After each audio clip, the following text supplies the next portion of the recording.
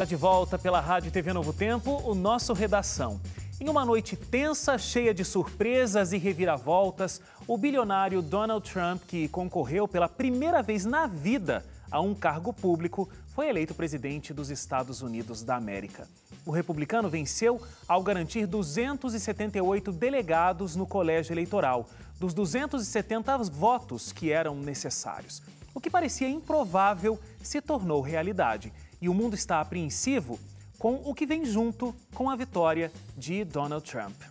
Suad Nasser, seja muito bem-vinda. Muito obrigado. Eu que agradeço. Mais uma vez você está aqui com a gente no Redação. É sempre um grande prazer estar aqui com vocês. Olha, o mundo ficou surpreso. Eu também. Você também? Eu também. Eu também, porque é mais uma surpresa, igualzinha do Brexit no Reino Unido. É tudo aquilo... É um tiro no pé. Tudo que não poderia acontecer, tudo que foi pautado, tudo que foi planejado, deu errado. Por quê? Por causa da insatisfação da população que não foi levada em consideração. Agora, uma coisa que chama atenção nessa questão do surpreso, né? É uma coisa que aconteceu lá nos Estados Unidos, mas já aconteceu com a gente aqui no Brasil também, que tem a ver com as pesquisas de intenção de voto, né? Então, por que surpreendeu muita gente também? Porque basicamente, todas as pesquisas apontavam que a Hillary Clinton ganharia em algumas das pesquisas, inclusive com uma margem tranquila de votos em relação ao Donald Trump. Quando isso não se concretiza e o Donald Trump vence, inclusive na questão dos delegados, por uma margem considerável, inclusive, né, de votos, isso surpreende, porque fala assim, ué, mas... As pesquisas não estavam indicando uma coisa e agora deu outra coisa. E aqui no Brasil já aconteceu isso, né? Eu lembro, pegando um exemplo, só que me vem na cabeça rápido assim, em 2010, nas eleições presidenciais, eu lembro que a Marina Silva era a candidata que estava em terceiro lugar e realmente ficou em terceiro, mas davam para ela 7% de possibilidade de votos. Aí, quando foi ver, ela teve votos de uns 14%, o dobro. Então, você fica pensando assim, até que ponto dá para acreditar em pesquisa sobre intenção de voto, entendeu? O que ocorre é o seguinte, Leite, deixam de ouvir uma parte da população que não votava. No caso dos Estados Unidos foi isso. Como o voto não é obrigatório, eles deixaram de ouvir todos os brancos, maiores de 50 anos, que não têm superior e que estavam muito insatisfeitos, porque cada vez que se lembravam de 50 anos atrás, se lembravam que a família tinha casa, a família tinha condições, eles conseguiam realizar vários sonhos, e que hoje esses sonhos não poderiam mais ser realizados em função da parca função financeira e econômica que eles têm hoje.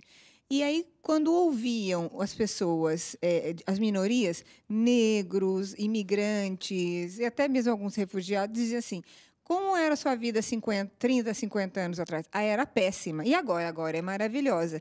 Então, essas pessoas que a vida ficou maravilhosa agora votam em quem está no poder. Sim. E quem foi que fez o Trump ganhar? Foi exatamente aqueles brancos insatisfeitos que a vida foi deteriorada.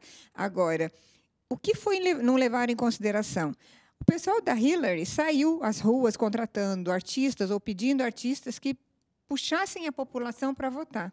A população saiu toda, nunca se viu tanta gente nos Estados Unidos votando por vontade própria. Só que nem todos votaram na Hillary, a maioria votou no Trump.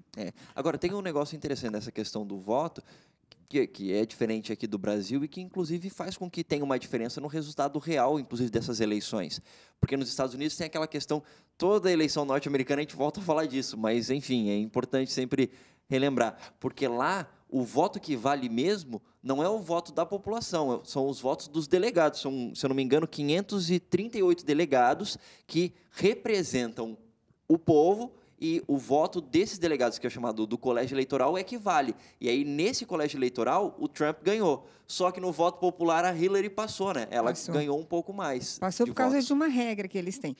Alguns estados votam republicanos, e aí isso é clássico já, continuaram votando. Os que votavam sempre democratas, continuaram votando.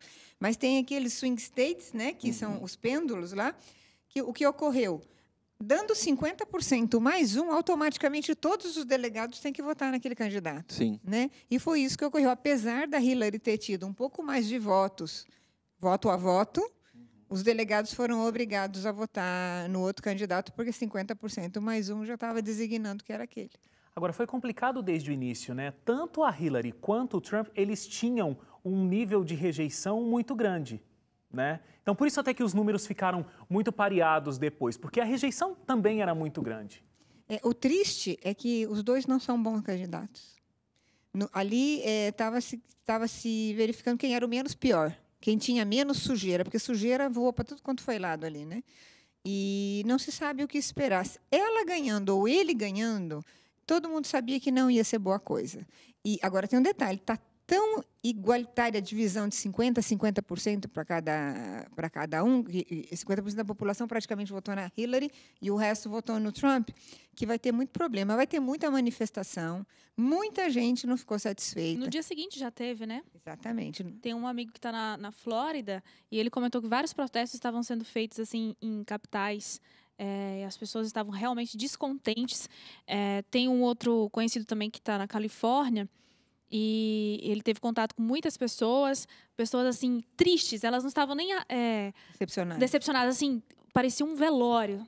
Ele conversava com as pessoas, ele trabalha num serviço de táxi, então ele movimentou bastante no dia da eleição, no dia após também.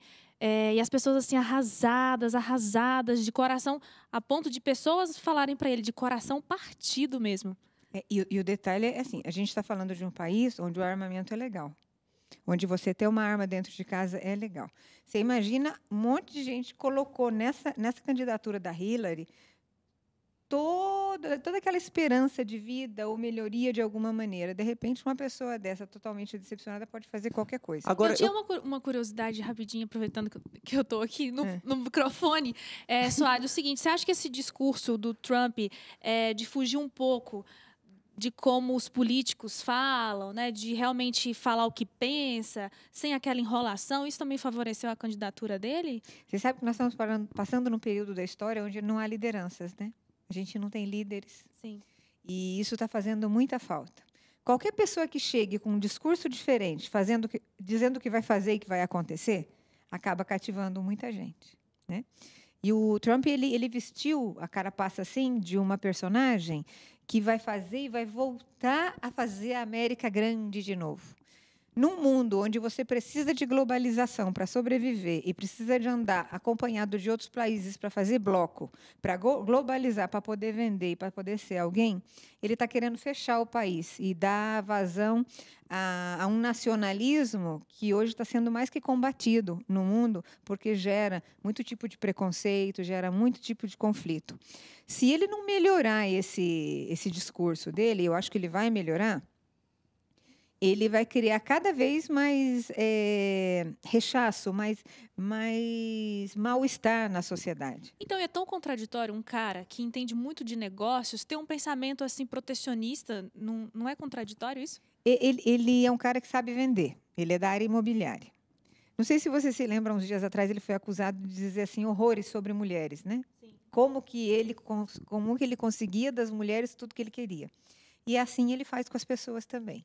Ele, contra todo mundo que estava trabalhando com ele na campanha, ele visitou todos os estados várias vezes onde ele não iria ganhar.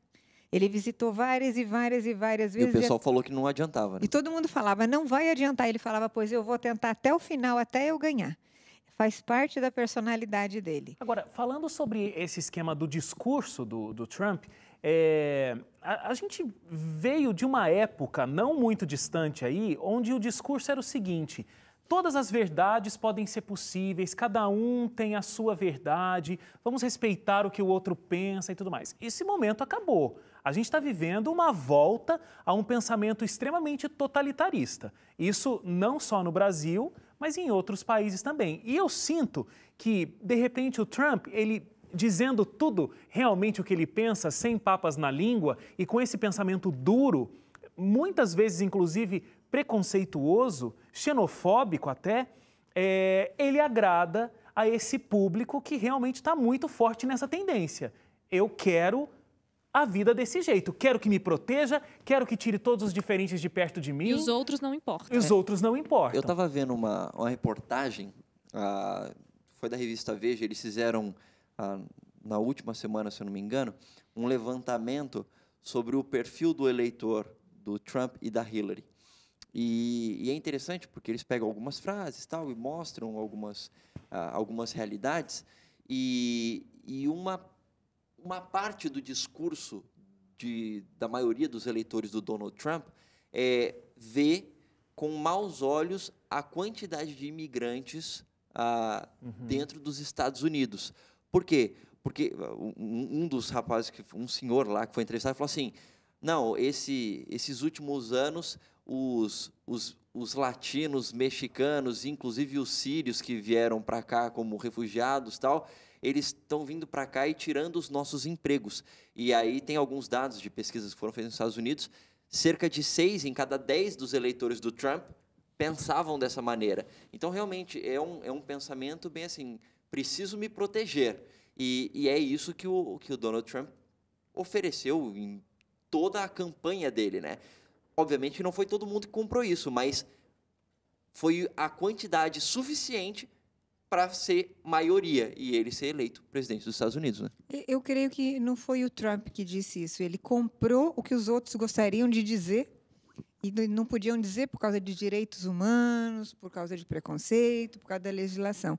Ele acabou traduzindo isso. Ele foi corajoso, né? Quer dizer, foi uma tacada assim, às escuras. Ele fez, realmente atendeu a uma parte da população. Por sorte, o número de eleitores aumentou e ele acabou tendo esse diferencial. Agora, ele vai ter que pagar um preço, porque se ele não atender essa população, ela vai acabar se revoltando também contra ele. E a chance de não atender é grande, não é, Muito Soares? grande. Porque a gente fala muito, fica tentando explicar, às vezes, a política americana, faz um comparativo com aqui, e uma das coisas em que há muito semelhante lá com aqui é que o presidente não manda sozinho, precisa de um congresso para qualquer coisa que seja necessária para aprovar. Claro que existem decretos presidenciais, mas não dá para governar com decretos. Então, é difícil manter todas as promessas absurdas feitas, justamente porque ele vai depender de um Congresso inteiro. Ele depende de um Congresso. E, para a sorte dele, né, ele está do Partido Republicano, né, nesse momento, apesar que ele já participou de outro partido também. O Congresso, na sua maioria, é republicano agora, porque houve votação de novo. A Suprema Corte também tem, na sua maioria, tem quatro liberais e 4 conservadores, sendo que vai ser agora escolhido mais um juiz, né? Provavelmente ele Provavelmente será republicano e será conservador. E tem alguns se aposentando já também. Então, eles com certeza vão mudar, vão colocar conservador. Quer dizer, a base está boa para ele, mas a população está se revoltando porque é um país democrata, né? Mas mesmo na base dele tem uns probleminhas. Por exemplo, o Paul Ryan, que é o líder do Partido Republicano dentro da Câmara dos Deputados dos Estados Unidos, não apoiou a candidatura do Trump.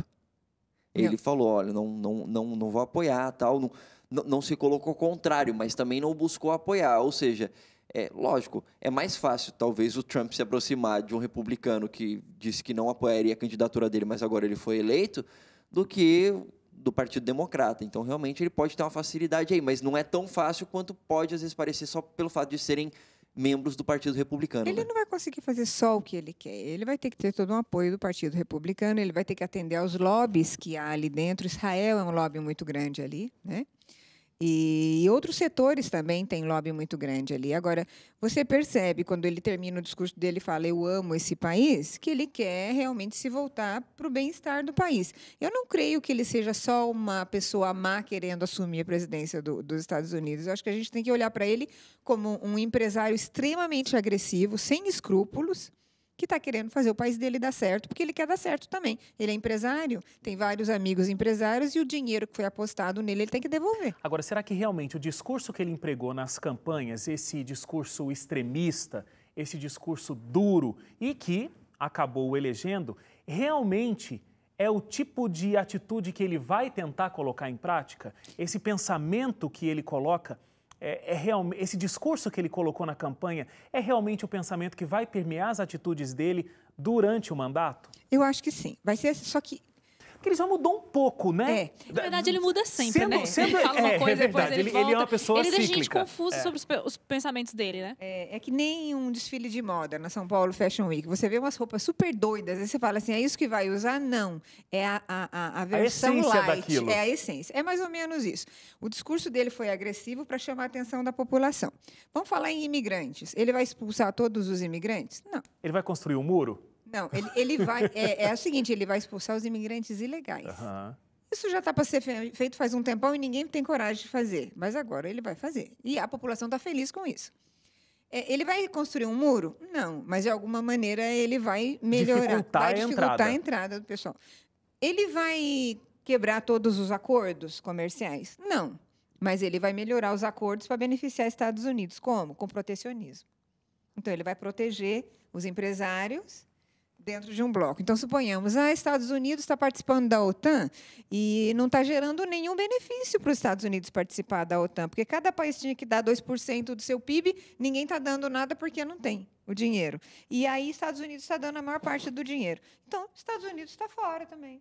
Ou vocês aumentam a contribuição, a gente Exatamente. sai fora. Tem muita coisa para a gente conversar ainda, o assunto não terminou, a gente só vai fazer uma paradinha para o intervalo. Inclusive, vamos retomar na volta sobre esse assunto dos impactos na economia. Quais vão ser os impactos na economia americana e, obviamente, os impactos na economia mundial. A gente também pode se aprofundar um pouquinho mais ainda nessas mudanças na Suprema Corte, que a gente só passou por cima, mas a gente não falou bastante sobre isso. A gente volta logo depois do intervalo, falando um pouco mais sobre Donald Trump, eleito presidente dos Estados Unidos. A gente volta já.